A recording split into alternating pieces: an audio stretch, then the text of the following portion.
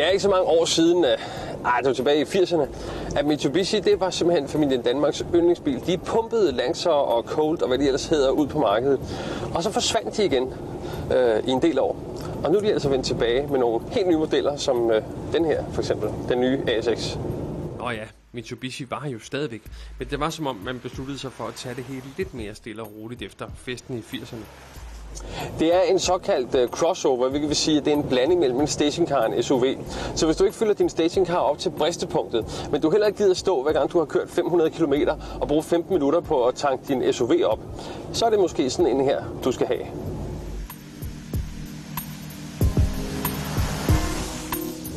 Den største forskel på den her og sådan en rigtig offroader eller en stor SUV, det er, at den her den fås både med forhjulstræk og med firehjulstræk.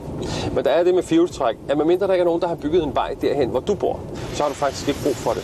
Og selv hvis du bestiller firehjulstræk i din ASX, så er det ikke sikkert, at det gør en stor forskel. Nu skal jeg vise dig hvorfor.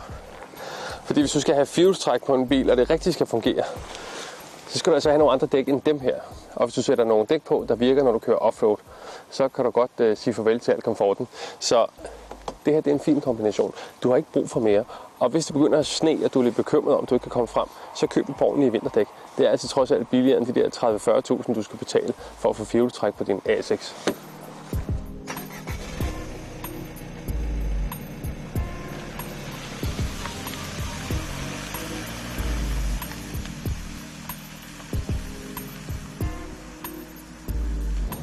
Der er to motorer sådan lige til at begynde med. Den mindste det er en 1,6 benziner med 117 heste, og det vil nok kræve en hel del tålmodighed.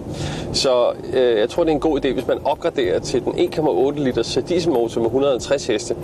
Den har sådan en del diesellyd, men det gør faktisk ikke så meget, for det gør egentlig bare, at din ASX den føles lidt mere macho.